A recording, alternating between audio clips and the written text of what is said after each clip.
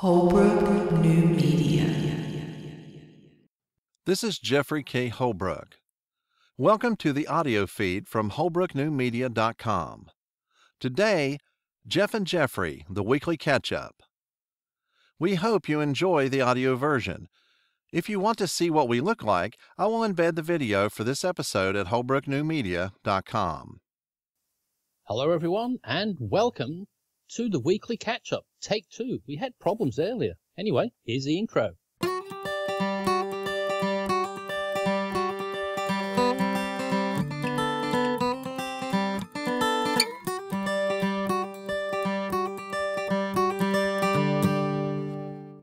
Well, and welcome again, and joining us, as always, is the co-host of the weekly catch-up, Jeffrey K. Holbrook. So let's pretend I haven't asked you how you are again. Oh, well, I am still doing fine. You froze at that point the last time. So. Yeah, I was kind of like, okay. Still freezing at the point. I'm still trying to make sure I've got the right one up because we look just the same as we did a minute ago. But I do believe we have the new one now. Okay, That's right. Yeah, because if it ends here in about a minute or two, then we'll know it wasn't the same one. But I'm almost positive. Wave your hands and see if it shows up, and then we'll see if I've got the right one or not. Yeah. Okay. Mine goes into your space a little bit. You see. So oh well, cool. See. Is that cool or what? Okay, I'm waving. Now you're waving. Great. I got the right one. Excellent. Awesome. Anyway, like I say, I was kind of sad we didn't get to do it last week. But like you said earlier, I really miss doing this. I mean, because you have your your friends at work and you have like it, but the only time we ever get to see each other is on here. Really enjoy our conversations and miss it whenever we don't get to do it. It's been a couple of weeks. Yeah, and what I've got during the week, I got an email, I suppose you probably did, from another company saying, seeing as you were interested in Blab, why don't you want to try out this new platform, which can do up to 8 video streams in the one like a Blab. Oh, I didn't get that one. No, well, I've got it, but I think I'm over that now. I think, it's amazing. All these things come and go, and you think, oh, what a great idea. And then you think, I did that, been there, done that. I'm over it. I'm looking for something different now. And that's what I like doing these and I think that's exactly what killed Blab as well. There was too many people like us who was, using it to record a show or just wanted to talk to a couple of people. But the whole point with those ones is it's there to have a chat with 10, 15 people, isn't it? That's the whole point on that. And it's then even when you've got a good conversation going, people have got to be aware of other people in the room and give up a seat and let somebody else in, because people get greedy, or not necessarily that, they just don't realize. They just keep talking while there is some, but there might be somebody else who's got something really interesting to say, and that's why people come and go a lot. Yeah, but if it's an organized show, then it's up to the host to say, well, I mean, and they could legally just kick them right out if they wanted to. Fortunately for us, we both are the guys, so we just keep on talking. Don't have to worry about it. And then if I don't like it, I'll just do this. Well, there you go. That way they don't have to look at me anymore. I can still hear you now, but I can certainly switch you off if I want to. Want to switch you off, but I'll put you on there, give you your screen then for a second anyway. Sounds like a but it's really good thing. on it. But as I said, what I like with this format is a bit better. I can get on it straight away. With Blab, I did have a bit of issues getting on and off the thing with using Wirecast. You could use theirs straight away some of the times, but you couldn't do much else with it. And I like to do some sort of production in it. I like to have being able to flick to different screens and to different views and that, like going to this one, I put us both in little boxes and put our names on it and that, so we can simulate the Blab sort of thing. So, but technology is wonderful. Oh, it is. As soon as Blab wasn't even cold before there were several other things coming up. There was this other Blab group where I'd been chatting with some people, and they were desperate to find some other blabbable thing to do for their group. I'm sorry, I make words up as I go. But that's what they were looking for. They had a Facebook group they had made out of it, and they were looking for this other blabbable place to go. And they tried 4 different things in the next month. I mean, these people were up and running already because Blab was there. Oh, we got to get in on that. And so several other companies have tried it. Each one has a somewhat different thing, and you could have up to this many people, or you'd have to pay. You know, they learned the lesson on Blab to where they kind of crashed because nobody had been, they'd been doing it for free and nobody paid. But so all the other ones were pay systems and different things, and you know, you'd have like 2 or 3 people without paying, but if you wanted 4, or you wanted to have a chat room, you had to pay more. You know, it's several different variations on it. But you know, I kind of like us being able to just do our 2 guy thing, and you know, we get our conversations in, have no trouble filling up an hour with the I believe you called it drivel a little bit ago. Dribble, yeah. Scintillating That, drivel. but the thing is, well, is we're lucky as well at the right time that YouTube just did their live streaming, whereas if they didn't, because there's a lot of these other ones like Ustream, which was the platform that Rick had used for the Relate Corp videos, and that was great, but that was costing something like $1,500 a year. Okay. And now, it doesn't sound too much, but when you say it quickly, but when you're just doing it for a bit of fun, and you're not really making any money out of the streams, and that it's just to keep up with technology and that, and just to show, I suppose, other people that you can do a stream, and if you're doing that for your business, but that got to be just too expensive for what you got. Did have a nice chat room, and you've got they do have a free session, a section of that where the only thing that's quite annoying is I'll be talking to you, and then all of a sudden the whole stream will cut off of the new Microsoft Surface Pro tablet. Then it comes back. Within the hour, you've got about 15 of them coming through, so it's just unusable on the one, because it's got all these adverts, and they're coming so loud over your earphones, and you can't stop it. Like whenever I'm monitoring it, you can't. It just comes up so loud over the stream. It just deafens you. But that's why you can't have the free one on that. But a lot of them, there's a lot out there, but they just do charge a lot to give you the stream. But I suppose that was the downfall of Blab, and that wasn't it. Charge any money for it. So to hear them talk, it was supposed to be more like a video version of Facebook, to where people would just get on there and talk instead of typing things and things like that. They would just get on there and chat all the time. And for some reason, the whole idea of having people coming on and doing shows and using it as a recording mechanism for shows, that just wasn't something that they really wanted. And it didn't, it expanded, and a lot of people were on there, but instead of using it every day, like everyone's on Facebook every day, you know, constantly on Facebook, a lot of older folks adopted Facebook, retirees and, you know, people who stay home all the time, they adopted it. And they were kind of hoping for the same thing with this. The only problem is the vast majority of people were like us, and we kind of killed it because we were showing up once a week just in self-defense. We couldn't get on there and talk for hours. We have jobs. We have, you know, things to do. And so we would get on there once a week and do our show and record that. And then, you know, and that's exactly why we did that as well, because with Blab, you said we did the show just 1 hour a week, because we found if we didn't, you'd spend, you know, sometimes 3 or 4 hours chatting to people, and you thought, no, let's just restrict it to an hour. And if somebody else wants to join us, we would let them in. If they had something to say, we'd let them into to the show. But in all that time, we only had about 3 or 4 people come in and join us who wanted to say anything. We are at a bit of an awkward time anyway. But speaking of Facebook Live, have you ever gone into the Facebook Live? No, I have some other family members that are doing that every so often. Like somebody'd go on vacation, and every so often you would see them streaming something live. Honestly, I'm on Facebook. I check it probably once a day, maybe twice, but I don't, you know, it's on my phone, and, you know, my parents have been kind of ailing a little, you know, they've been ailing down in Florida. And so, you know, we keep a running conversation going, and I'm monitoring that. But my wife is our main Facebook face to the world. And so they know about me, and I get on there and I say things. When I had a birthday, I can't remember how many happy birthdays I got. I got tons of them. But yeah, I'm not on there all the time. I just don't have time. I'm not constantly connected. We talked about that in another show. I just check it once or twice a day, say a few things, and then I'm done. But yeah, it's the live thing.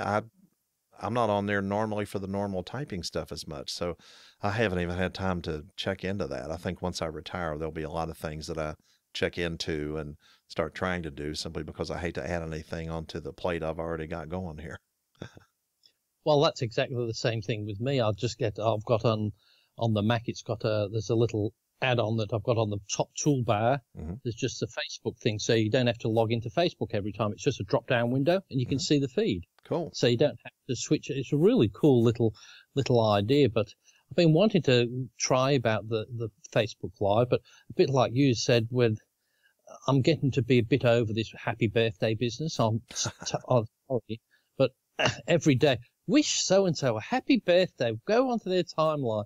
And I know it's nice and it's very nice. Everybody does, but I thought and the more people, and I don't have tons of people on Facebook, but nearly every day there's always somebody.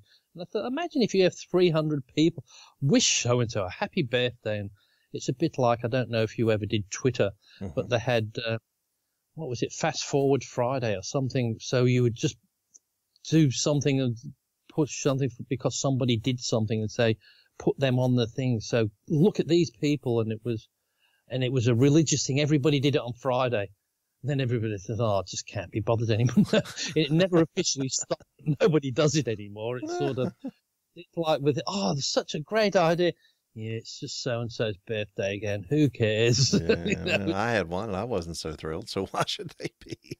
Yeah, but it's one of these things I've just said, no, I'm not doing it anymore. It's great, but I've stopped doing that because I thought, it's just when it comes around to yours and everybody wishes, it's still very nice to know that. But the thing is, I do like, though, with just that, you don't have to be in contact with everybody, but just once a year, you just say, hi, happy birthday when you feel like it. But it's that sort of thing. I'm not one to be in contact with a lot of people. Like I don't say, oh, what have you been up to today? This is what I've been up to. Mm-hmm. I might answer to the odd post or say, oh, like this, but I don't get too involved in it. But like you said, it's life is just too busy. And if you just get hooked up into that, you get hooked up into something else. And I'm actually fortunate because a lot of the people that we connect with are not in my time zone. So it's easy.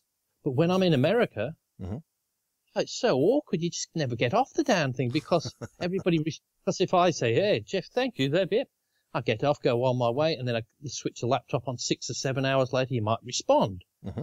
But if I'm in America, I get a reply back, and then I've got to reply. Then other people, then there's something where when you're over here, everybody's in bed, and if you reply to something, you know you're not going to get an answer for quite some time, but unless it's sort of local, but more the responses are from people that are over in America and that. But, but as I said, I'll have to try that out because technology is a wonderful thing that sometimes anyway. So. Well, we have the opportunity, and one of the things my wife brought up this evening was that we've been able to watch nephews, nieces, the babies in our family, and friends, babies, and everything. We've been watching them grow up on Facebook. Whenever something cute happens, she shows it to me. Oh, look at this! They got their baby sitting in a cowboy boot. Stuff like that. And so we slowly watch these babies growing up, and we never really had that option before. You may not see them, someone out of town, you may not see them for 6 months or a year, and then you come back and they're like, oh, hi, the baby's voice has changed already, because you just had a chance to, nice to see you, Uncle Jeff, Just on the second marriage. Oh, yeah. Oh, you mean you've had 3 wives since I talked to you? Yeah. It's like, oh, okay. Yeah. But anyway, you do keep up regularly with what's happening. And, so that's nice. But having them knowing what I had for breakfast today is not one of my priorities. I don't spend a lot of time telling everybody what I ate. No, I'm not this sort of thing. I don't tend to put a lot of the dog ones on because I said I don't have any children, but I'd have the dogs. But I think people are over the dogs and the cat videos and all those sort of things that they get onto there. So, like Hudson went home this week or yesterday, and I was just I should have probably posted them on Facebook, but I don't. I just send her little text messages, and when he came here, I sent her a text message that says, "Well, Hudson's here," and sent a picture of all these all the cushions and that the dogs sit on, ripped to pieces and all the foam everywhere because he'd ripped and Hudson's here and there's all the foams all over the place, and that's that was okay. I waited for him to go, so today I've been out and bought William some new cushions and that for him to lay in. But they're the sort of things a lot of people put on Facebook. But I'll just it would be nice to get into doing that, but I still don't see the point some of the times. As I said, there's so many things you can get involved in, but then now the thing that says you should be into is Instagram. So I don't know if you do that as well.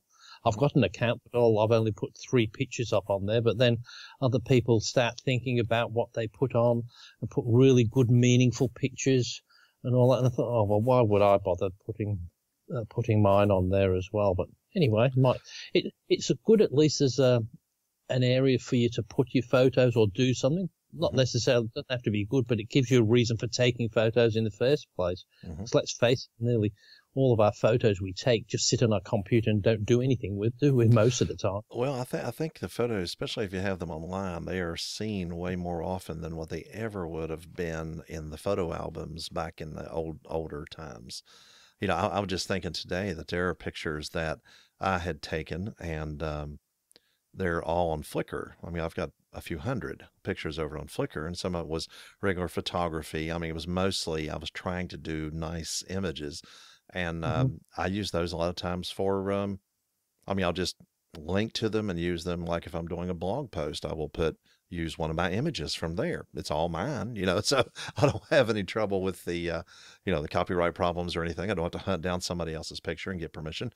I've got tons of pictures of my own. And so these are pictures that are viewed way more often than they ever were if you took them and put them in an album and had them here at the house. So they are accessible. And if they are on the internet, they're kind of around. And my wife was asking me for a bunch of pictures of our previous kitty. I had a lot of pictures available, and so she was wondering about all of those. And so she likes to post those every now and then because there is a group of ladies, and they all have their kitties, and they're all sweet, and they're companions for them. And where my wife is disabled, and her kitty is her buddy whenever I'm at work and stuff. There's a lot of ladies that are like that, retired ladies, things like that. And so, they all show their kitties to each other, and so they talk about, their old kitties and the ones that passed away or whatever too. So, they want to have pictures of that type of stuff. And so, my pictures get viewed by photography that I was into a decade ago is getting viewed way more often than I ever would have thought possible back when I was taking film photography, because it's just so prolific. There are even some that end up on websites, and all they do is do a link back to the Flickr page. And so I just find my stuff around the internet sometimes, You've taken a picture when somebody steals it. Mm-hmm.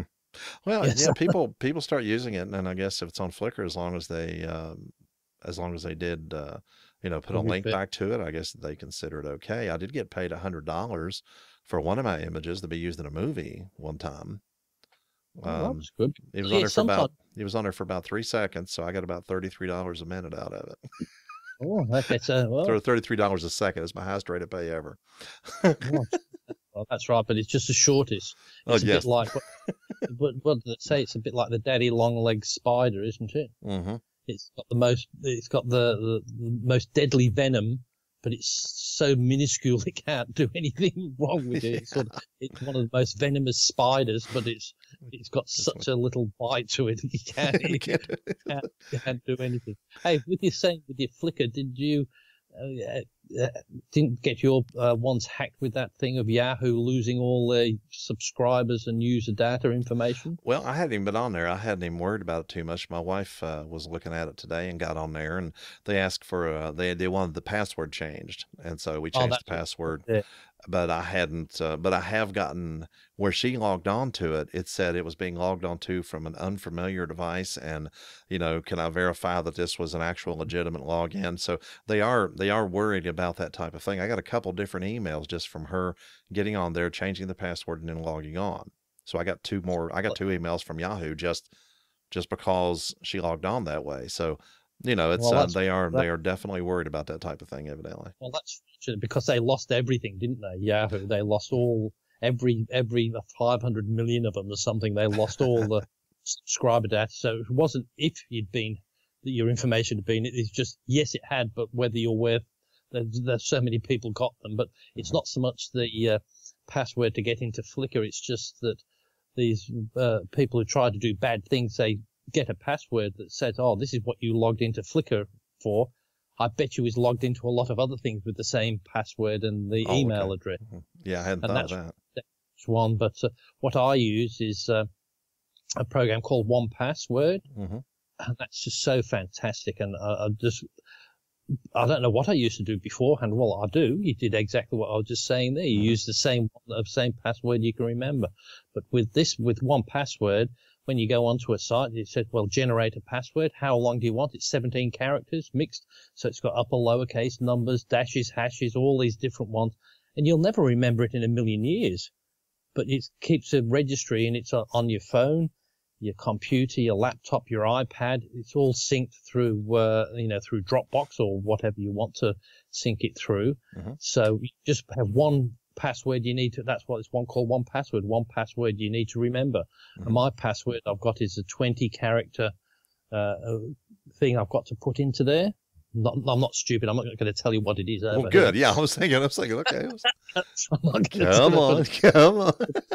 It's 20 characters, and that's all I need to remember. But they said, but if you forget it, hey, you're in trouble. But then again, I suppose you'll do the same thing as you do normally. You'll go to all the websites, says forgotten password. Yeah. But that's where a lot of people don't think so. It's more so your email should be secure. That's the most important one, because everyone, when you say you've forgotten your password, they'll email it to you. So if they've hacked your email account, they'll just go on, oh, Jeff's forgotten it. And like you said, you've got all these messages. But if you were the person who's hacked it, you've got the email, you'll reply, no, that's fine. And the actual person would be none the wiser. But as we've said before, if we're that worried about it, what do? Well, you don't bother getting online at all. And my theory is, hey, it's going to be there. When people say, oh, it's 100% secure. And I said, no, it's just, well, the moment you say that, you're a target, and somebody will get in to prove you wrong. And as I said, a lot of these people who do get hacked, it's because they've got they boast that, oh, they're so good, they'll never get hacked. And so they're the ones that do get hacked. And anyway, you just have to live with that. So, and don't content that you're embarrassed about anywhere on the internet, or anyone can get it. Like, I don't know about some of these people. I thought, well, how on earth would you put some compromising photos anywhere? When would you ever think of taking a digital photo of something like that? I would never think about that in a million years. Like, people say, oh, they hacked this picture and this private picture. So, well, I don't, just because you can do it, to do like in the old days of film, they would never do, because somebody might see it, because they would have to when they get it produced. But they said, well, they don't seem to worry about it on the internet. They'll store it on their own. Oh, it's private. You're listening to what you're saying. No, it's private. You're sending it over this thing where billions of people have access to. And you think the chance of it something just slipping over the side is quite good anyway. Oh yeah, especially the more well known you are, the more chance there is that they're going to be hunting for you. So, if you're not getting hacked, it's because you haven't arrived yet. But these well known people, I just can't understand. And it's not like you say, oh, it was ones I took 20 years ago. No, it's ones that I took 20 weeks ago or something. And you thought, why on earth, when you know your business is your personality and the way people perceive you, why would you go out and do these rants on these different things? And somebody's going to get it. Like, we had a politician here that not a bad politician or anything, but he was going for a foreign affairs position or something. But then something came up about him saying something derogatory about some sort of race 20 years ago on this. But it wasn't anything really bad. But when you're going to be a foreign minister and you're bagging off a different country's politics and that, and saying how you disagree with them and all that, hey, it was quite innocent at the time. But you just got to think, whatever you say today may be used, what do they say? May be used in court Against you. against. Yeah, in a court of law. It, Well, it, that's what Donald Trump is running into. It never occurred to him he was going to be running for the presidency probably until about 2 years ago. And he has said so many things for 50 years that, and he's been a famous, prominent guy, and he's been saying things for decades that are, rough and tough and things like that. And so a lot of this stuff is just coming back to haunt him. Whereas Hillary Clinton, yeah, she's been held accountable for things that she said in the public spotlight, but she's been mhm. trained pretty much since birth not to say things in public that can come back to bite you because she's been political all of her life, and then Trump hasn't been. Um, Speaking of that, our election is actually the 8th of Oh, November, yeah, but not far. yeah, but early voting has started. And so Oh, we're allowed to actually, we live across the river from the courthouse over here for the county. And we can just go over there, and whatever precinct we happen to be in, it doesn't matter. We can just go ahead and go and vote and not have to wait till the actual day. And so my wife and I are going to be, we were just going over, who we might vote for and things like that. And so we're going to do that in the morning after the show's over with. I'm going to go wake her up, and she's going to get ready, and we're going to go over and vote and probably get us some breakfast and, a few other important things like that. Yeah. but the thing is, like you were saying, though, with Donald Trump, with the bad things he said over the years, he said, but he probably wouldn't be in this position if he hadn't. If he'd just been a normal executive, just being quiet and sensible, nobody would have given him a second thought.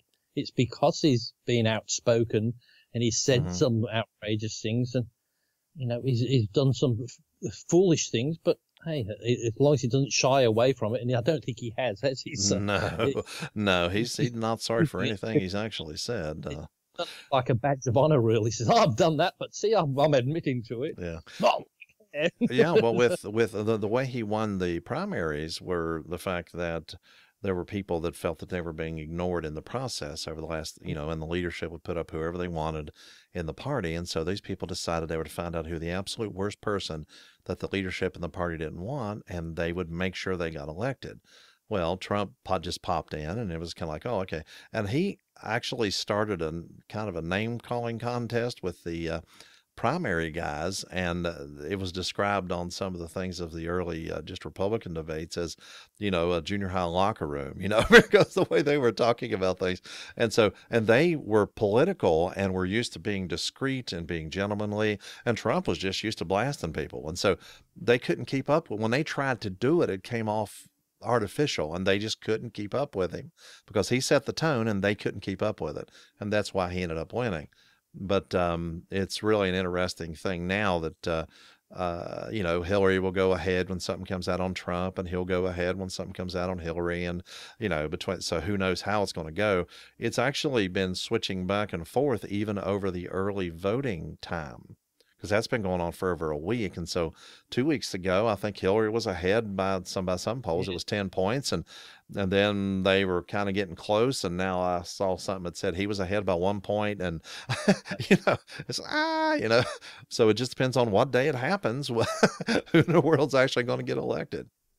But there's been a lot of people saying, they're worried if this one gets in, they're worried if that gets in. And they said, and there was a political commentator said, hey, let's put it into perspective. Say, the president isn't the almighty, all-controlling person that you think he is. It says, look at President Obama. What's he had to put in that he wanted to? What's Obamacare? And then his old 2 terms. That's about it. And nobody liked that anyway, did they? well, the gasoline prices, which is what that's what people always talk about. And what's funny is, whenever everybody was blaming George W. Bush for how high gas prices were, and then Obama got in and gas prices went up. I mean, really drastically up, almost doubled. And then now they have come back down again. But what's interesting is the president doesn't have any control over that. He might be able to lower the price of gas by 2 cents by, a gallon by releasing a little bit of the petroleum reserve. But I mean, the president doesn't really have, either president, whoever they were, doesn't have any direct control over gas prices. They don't have any. The president, according to the American system, is president over, he's the CEO of the states. Mm. He's not really our president. I mean, he's not the president of the people. He's the president over the states, Yeah, which he's is the boss who looks after all the governors and that. So yes, he's the guy that is over top of the states, and they're the ones that have that. The reason why the Senate is the representative. There's two representatives from each state, and then the House of Representatives is our direct representatives in the government. Well, the only people who can approve presidential appointments are the senators, because they are the representatives of the states. The president is only the president of the states. That's why we have an electoral college. Each state gets to decide for itself who they want to have president, and that keeps the large city populations of New York, Chicago, Pittsburgh, things like that, from overrunning the state borders and people in rural areas not really ever having a say. So if it's a rural state, they have their own say based on population. They get that many votes in the electoral college. So the population is part of it, but it's not our personal president. It's the president over the individual state governments. and you can't have anything. You can't have a country the size of the United States that one governs everything, because there's just so many different peculiarities in different borders and regions. You can't have the same ruling. Mm-hmm. There's got to be so many different things. Like you said, here we're probably not as bad, but we still have some sort of things. But we've only got sort of like 5 regions, Mm-hmm. and with 24 million people, Sure. it's not that bad. But say you've got so many different areas, like with your tax system, like for retail, like Mm-hmm. ours, we have a sales tax, but it's 10% flat. But it's illegal here to advertise a price that's not mentioning the tax price. So whereas you go anything I buy in America, if you say it's $24.99, yeah, but then when you take it to the counter, well, I'm in Hollywood, it's 6% tax. I'm in Santa Monica, it's 10%, or it's 3%. So it depends on that. So you can't do that. Whereas here it's a flat 10% everywhere, because we have got so many regions, but it makes life so much easier. But that's why people say, well, why don't they? Well, you can't. Nobody can advertise the including tax price, because you don't know what the including tax price is until somebody decides on which postcode area, which zip code they're going to buy it in. Well, yeah, so, the states have control over individual things. Tennessee does not have an income tax that's based on your salary, where they take money from your salary. In West Virginia, they do. In Indiana, they don't. In Kentucky, they do. And my daughter lives near the border, close to Louisville, but she lives in Indiana. And as long as she was working in Indiana, there was no state tax. But she changed to a different branch of her company, and now she's working in Kentucky, and now she's getting hit, I don't know, $200 a month or more suddenly on taxes, just because she's working in Kentucky instead of in Indiana. Even though she still lives in Indiana, she works in Kentucky and has to pay. I mean, it's like a big cut in pay because she started working in Kentucky. And so it's really kind of shocking how much money that we really do blow on taxes of so many different types. Then we have personal property taxes. I can pay off my house, which I do plan on doing. I can pay off my house, and after paying for it for 20 or 30 years, however long you pay for it, if you don't pay your real estate taxes, they can take my house away from me completely, even though it's mine, even though I paid all that money for it.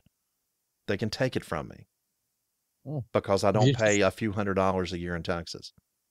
Is that like we have for the rates? Is that sort of the council rates? Mm-hmm.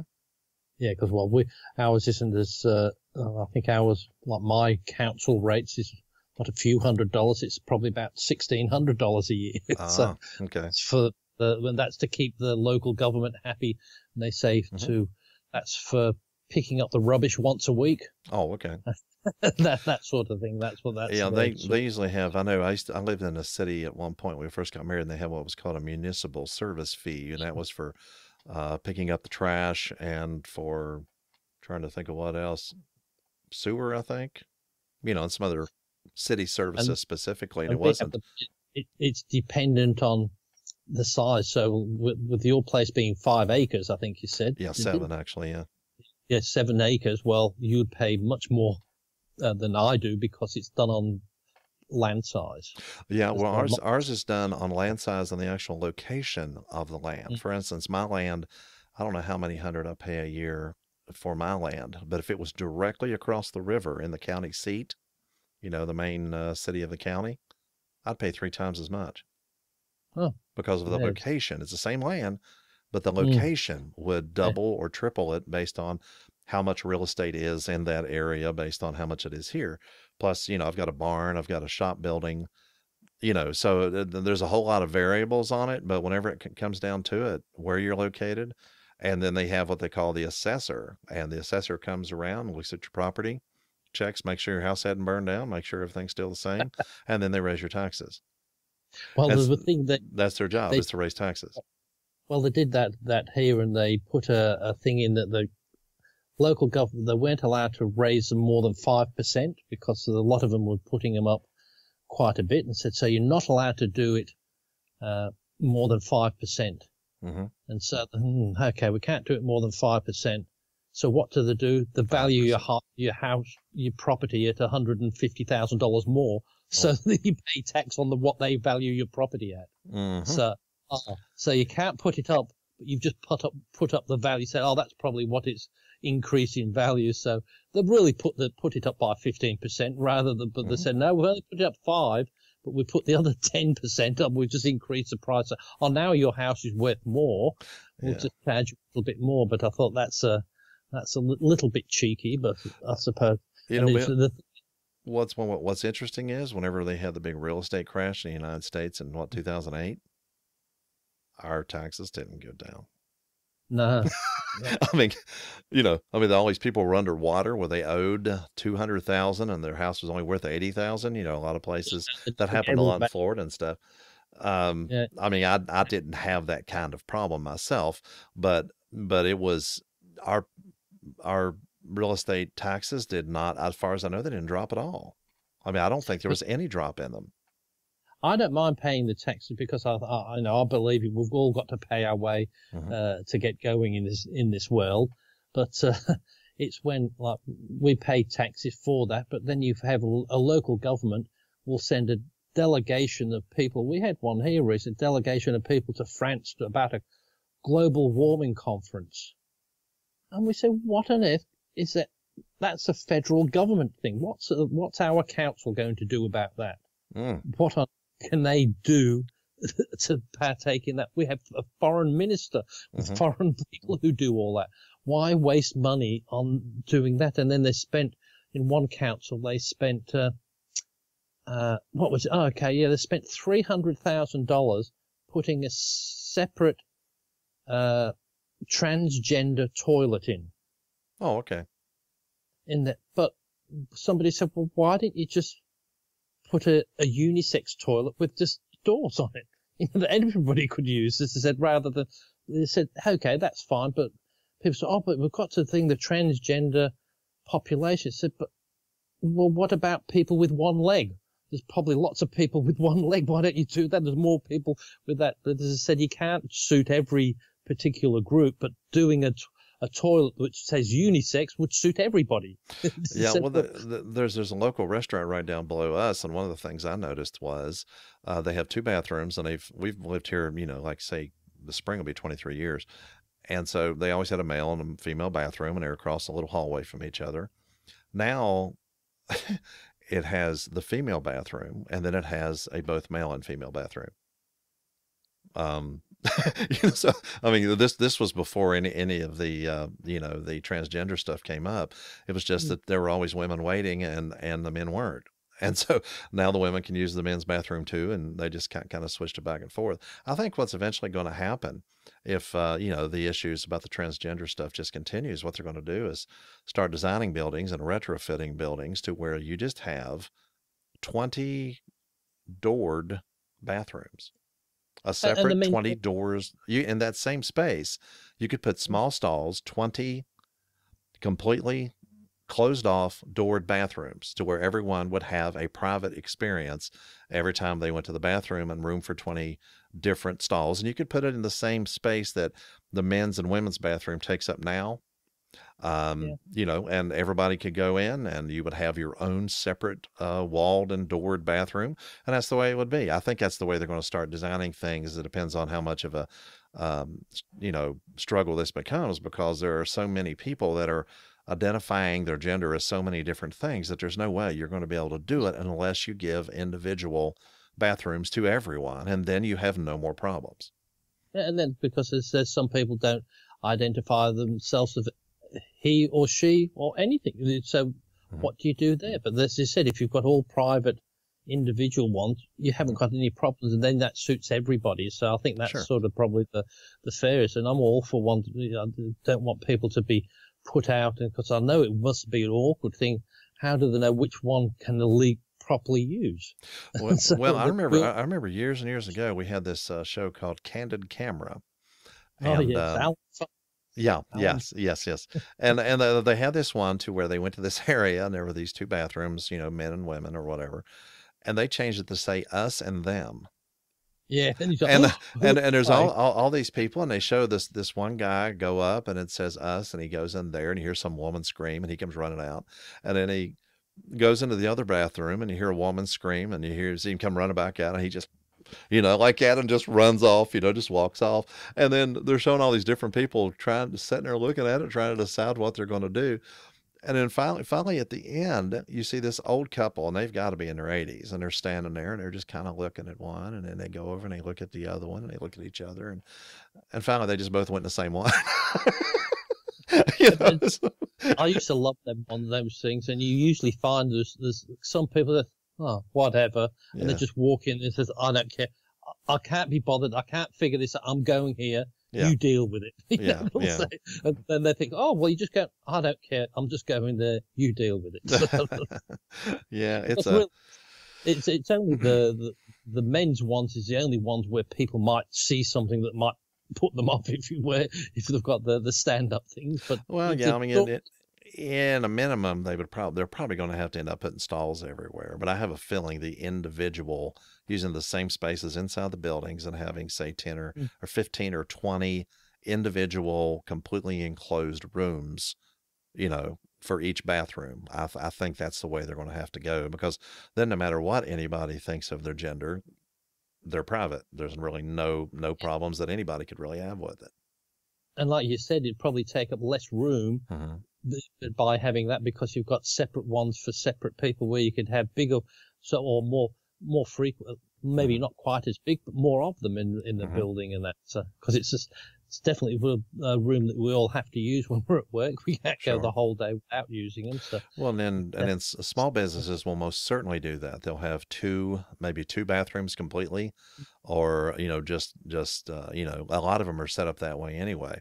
But small businesses can't afford and don't have the space in these small shops to have 10 different flavored bathrooms. They're just going to have to come up with something that everybody can use. And so, and there may even be jurisdictions where no bathrooms are actually required, but they just put it as a service to their customers. Maybe the jurisdiction, maybe there's no handicap regulations that force them to have a bathroom or whatever. And a lot of the smaller businesses would probably just stop having a public bathroom, period, because it's so onerous that they'll just stop. yeah, rather, because I don't want to get into trouble by offending some Right. people by not calling it one way or the other. But I mean, it's just strange. Anyway, that was all due to one of our councillors doing that as well. But as I said, they seem to spend, and they spent $500,000 on Christmas decorations on this one council. Oh, And it said, really? It was sort of like some lamppost with some paper wrapped around it. yeah. There's a $500,000. It said, I could have got some of that and gone around, but it says, but we've got to do the Christmas thing. But yeah, that's fine, but at least make it look like Christmas if you're going to spend that much. But it's just they just do so many silly things, and I suppose a lot of them don't. They get so frightened about offending anybody with Christmas. They say, oh, is it Christmas? I don't know, because there's no no sort of Christmas decors. You might offend somebody these days. Mm. They're just so sort of bland, a lot of the decorations. You're not allowed to hang a lot of this or do that. So, Well, they don't have that problem around here with Halloween, because actually Halloween, in the last few years, decorating for Halloween has actually exceeded Christmas decoration oh, buying, because people are really getting into Halloween decorations, but so far nobody seems to be offended by Halloween. and that's can Yeah, be by can well, just be. having a good time of it, yeah. So, But the thing is, also it's the same with it was Halloween was on Monday night, hmm and when we first kept, nobody ever did that here. Like, oh, it was nothing. hmm. And then recently it became people started doing it. So, well, it's never been our sort of thing, but the kids are doing it, but nowhere near on the scale of America, like Royal America. It's not just the kids; it's everybody, Oh yeah, isn't it? no, I see friends. One of the good things about Facebook, I get to see everyone's costume, no matter what party they went to, no matter what they were doing. And I have a friend I work with, and he had his face all painted and all skeletal and Day of the Dead looking and everything, and I just put on there, put your makeup back on. Yeah. I'll tell you what, one of my best trips to America, and was one of the better ones, was I was going to Las Vegas for a conference, and it happened to be the day after Halloween. So I was driving down to Las Vegas on the 30th of October, hmm and going down to Las Vegas, driving from Los Angeles, just all the crazy things, just people driving there. There was, people in convertibles with skeletons in the back seat, really went to and I just thought there was some horrendous thing, people with axes stuck in their heads, Oh yeah. still driving down there. And then when you got to and I was there on Halloween, and Las Vegas it was just so impressive to see, all that. I thought they must have spent a fortune, like this headless person walking around and then with holding their head under the, and I thought, oh God, they must have spent, and this one in this costume must have been at least 8 foot tall with this huge, and I thought, just for this one night, I thought it's not like it's for a day, for days later, it's just for a few hours that night, but I thought it was so impressive. And there was one I saw, there was a whole family, and there was the father there who was dressed up as Superman, and his 17-year-old son, or 15, 16, 17-year-old, was dressed up as Superboy. Yeah. Okay. And then they had a white dog with a cape on, and he had all the feet, the super dog. But I thought that it was just done so well. The dog had the little booties on hmm and cape, and I thought it was just so well done. And as I said, it was just, as I said, you can appreciate that then when everybody gets into it. But hmm here, like I said, it's all about the trick or treating, and I think I saw about 2 people. I didn't see many, but I refused to answer the door, because I'm dead against it. We could spend so many times teaching the kids, don't go talk to strangers, don't do that, and then we ask them to knock on strangers' door asking for lollies or the sweets. Yeah. I Well, don't think it's right. it's set up around here to where specific subdivisions and places where a lot of houses are clustered, they have a tendency to promote it within those areas. And some of them will say, well, the older kids go to this section, these streets, and the younger kids go to these streets, and then they switch it the next year. They have police escorts, they have things like that. So it's very controlled. But we've lived here, again, spring will be 23 years. We've not had a single trick-or-treater at our house. Huh? Now, we're right off of a 2-lane state route 34 down here, but we live in the country. We have that 7 acres, but there is this long, dark driveway up through the woods into the house. And if there's anything scary, it's that. So, we have not had a single person come up here and ask for candy. I mean, It's too scary. They know there's a monster at the end. They think there's a monster, so they're too scared to go there anyway. Oh yeah, it's because the house is up there and you see some lights, but you got this winding road that you can't see around, and it's like, and there you are. So yeah, it's pretty scary.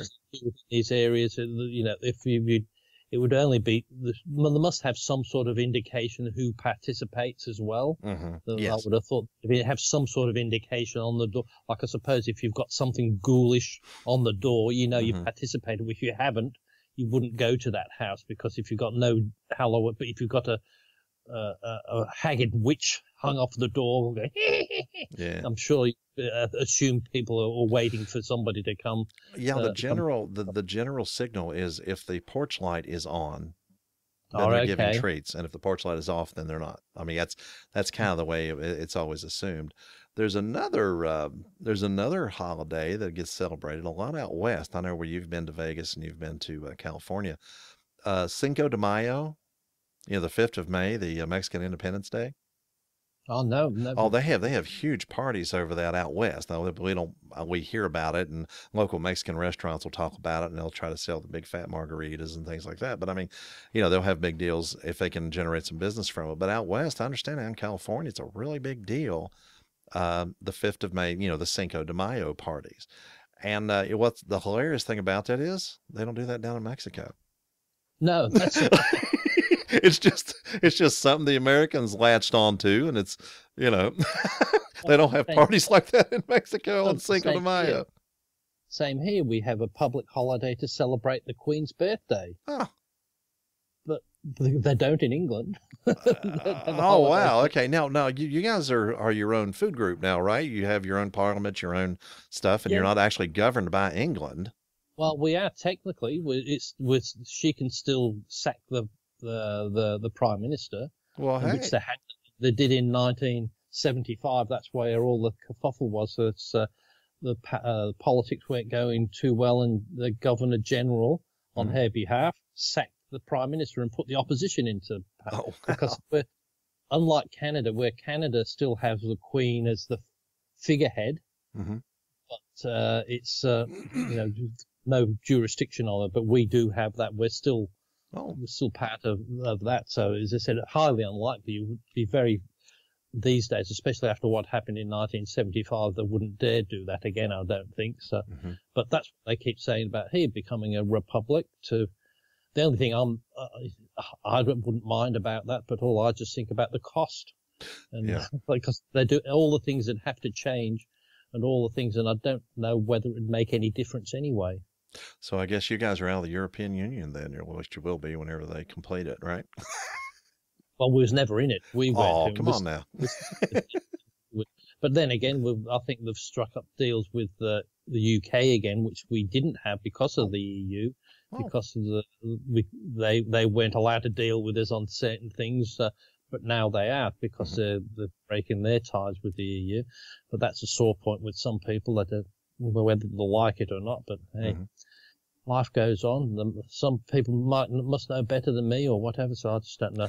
We're far away from it. I'll just stay out of it, I think. So you can't comment, don't live in that area, and then it's not affecting us directly. No, that's true. One other addendum. You remember I was talking a couple of shows ago about that idea for an invention that I came up with and my friend came up with. I mean, I told him about it. He said, yeah. So we were talking about it. And then he sent me this thing showing that, someone else had already thought about it. And it turns out this was from 2013. I went and read the article, and the guy was soliciting for online money. How they have these Fund Me and things like that, to where people give money for the development of some kind of product or something like that. This thing never went into production. He never got the money to do the thing. Other people said, well, yeah, I thought about that back in 1992. It never went into production. And what was really weird, that was different from what we were talking about, the description of the product was identical to what we were talking about. It was identical. But he just had the idea. The stream just now went offline for some reason. Oh, it's gone. Yeah. Oh well. But anyway, what happened was he wanted like $350 per unit. I mean, and of course, he was wanting the development of it, but back online, hopefully. Huh? I've gone back online, so hopefully have you? Okay. Yeah. Okay, it just says the stream's offline, so it doesn't say it's over with. There we go. Something just happened. There, we're re-upped. Looks like, yeah, it just come up again by itself. But anyway, what he wanted was, he described the unit exactly, had a picture of it, had a little prototype, exactly the way we were describing it, it's something you would just take the place of film as the digital back that you would put right into a 35 millimeter film camera and use that and record and, the whole thing. It was exactly what we were talking about. But then he wanted 300. He said, if you donated, you would get it for, it was $350 or $375 per unit. Oh, okay. To me, I was thinking about something that would take the place of film and maybe, once you got the things into production, less than $50 a unit, something that people would buy 10 of, eventually multiple units, not something that it costs more than a small digital camera that'll do a better job. Throw the camera or the old one away and just that's the thing. You want something that makes it worthwhile to use your old camera, don't you? So. Oh, right. I mean, and it's something you're going to be playing with, but if somebody has 3 or 4 digital cameras, you want them to buy 3 or 4, one for each camera, and they're not going to buy one if it's $375 American, and you can buy a nice little Sony bridge camera that zooms and does all that stuff. You can even change shutter speeds on some of them and things like that for $375. That was just completely, because you've already bought that camera. Why would you want to pay again just to do digital with it? It seems to me something to replace the film, not the camera. That's why he failed as well on that. But then again, he might have done that. A lot of these ones with these Kickstarters, if people do donate, it's like throwing money away. It's not a shop. You're not guaranteed of getting anything, but you've just got to keep money and assume, well, if it doesn't go anywhere, well, you've just lost your money. So. Well, he said if it did go somewhere, basically what you would get would be the cheap price of $375, and that way it would everybody else, I guess, would pay $400 or $450. I don't know. 300. So, well, even if that's just too expensive, why bother? Yeah. Because you wanting it to, so somebody who's got a load of film cameras, something cheap to put one in because they've spent a lot of money on the machine. Yes. But if you say, well, if it's $350, well, I can get probably a better camera than that will do it for. Yes. For less than that. So what's the point? And that's what that. Yeah. But anyway, so. Well, the parts wouldn't cost very much electronically. The sensors and all that stuff. I mean, really, all the technology's there. You could really, really put it together easily, and there you would be. I don't know. It was just something that didn't make any sense to me at all. Oh, I also had 3 more extraneous domain names to expire. Oh yes, well yes. Yeah, it was like the .net, the this and that off of one of my other main .coms that I didn't need, and I thought, I don't need that. I never did anything with the .com, so yeah, I just let them go. And of course, they're very insistent that I really need to re-up these things, and nope, guess not. I did that on one. I thought, yeah, I don't care. And then just getting, okay, I better, because now you'll lose them forever. And the only one I kept was jeffblanchard.com.au. Yes. Because I don't use that, but I paid for that. But I thought then at least nobody else can use it even then. So at least that's mine there. Now, before I go, I'll put back to this shot, which says about live every Wednesday. Now, I was getting a bit confused with going forward. So when do you move your clocks forward? Well, when do you fall back? I will be falling back this next weekend. So it'll be 7 a.m. for me, and it'll stay 9 p.m. for you. That's right. Yeah. Now, yep. I think because if you stayed at 6, it would be my 10, and then you've gone. Yeah, that. But since we'll see what happens next week. Okay, don't worry. I've got this. No, you had it. You had it. You were explaining it to me when yours changed, and I'm like, now what?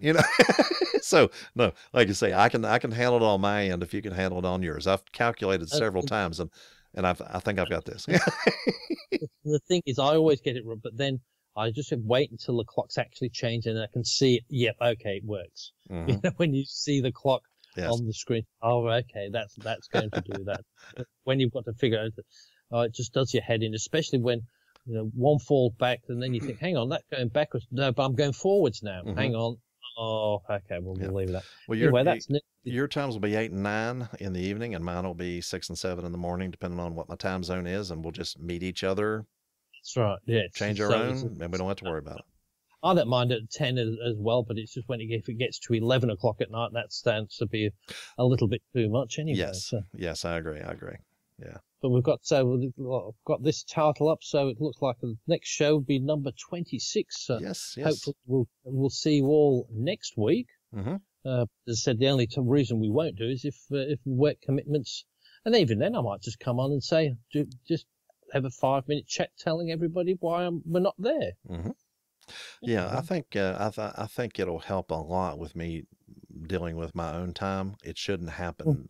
It'll happen way less often then, if that's the case. Although I do work a lot, and I do work long hours. I work extra days off, and all this to make sure the mail gets out. See, we have the election and then Christmas, so it's and that's the thing, is you can't guarantee anything with Christmas, because this is, like you said, it's got to get out. So if you normally work this, you just say, well, you're volunteering to work this 15-hour shift. Okay, you sort of have to do it because that's what you're there for, isn't it? When the busy times are there, you just got to, because everybody wants all the Christmas parcels, they want all the Christmas cards, and even though people don't do that anymore, there's still a hell of a lot that do depend on the postal service for everything, and more so for parcels these days. Well, no, the parcels are the big business now. Yeah, there's still a lot of letters going, but the parcel business, just in the last 5 or 6 years, we have really taken off in the parcel department. We're actually cheaper than the other, commercial shipping services, and it's a really good thing. But just really quickly, I did have something funny happen the other day. Opened my mailbox, and you see all these political mailings in there, all these fancy shiny cards and everything that have all the political stuff on it. Well, I got 2 in there that was talking just terrible trash about my next door neighbor. Oh, And because, he's running for the state Senate. Okay, so I pulled it out of there, and I'm looking, well, okay. And it's like, oh, wow, okay. And what's funny is my mailbox is right here. His mailbox is right here. Well, hey, I can just put that in there and he could see it. No, I'm sure he got one of his own too. But it was just like they're talking trash about this guy, and I know the guy, and he's a a good neighbor and everything like that, and I like him. Yeah, I'll go vote for him. And see how they get these cards talking trash, and his mailbox is right beside mine. It's really funny. really strange. I just don't know about these politicals. We've had our sort of council elections, and all of a sudden, all these pamphlets come out of the middle of nowhere. I have no idea who these people are. Never talked to him, never heard. I don't know who the mayor is or who's in charge of the local council. And you only know when there's an election. Oh, is that is that who looks after the place? And generally, the person who's already the incumbent, he generally gets re-elected because it's the only one that people sort of know the name. Or else, oh, well, he's the mayor, so he's been doing it, so he hasn't been sacked, so at least we know he can do the job. So quite often get re-elected. The way that there's an election coming up in West Virginia is you start seeing a lot of road construction. They're fixing the roads. God, that's right, yeah. Because we have mountainous roads around here, and so, there's a lot of maintenance and a lot of repair that needs to be done, and that's when it starts happening, is right before an election. So I said, gee, yeah, they're doing all the right things for us. They just did it because there's an election coming up. Anyway, so that's nearly it for this week, and we'll talk next week about my outing with the video cameras that I did the other day. Anyway, so sounds good. But, okay, so thanks everybody for watching, and I'll probably have to go back in post and stitch these 2 episodes together, or even 3 with the false start we had or whatever, and put something together and re-upload it to YouTube. Anyway, thank you, and bye for now. Bye-bye. Thank you so much for listening. Links for a free subscription, feedback, and everything else we do is at holbrooknewmedia.com. You can find all things Jeff Blanchard at jeffblanchard.com.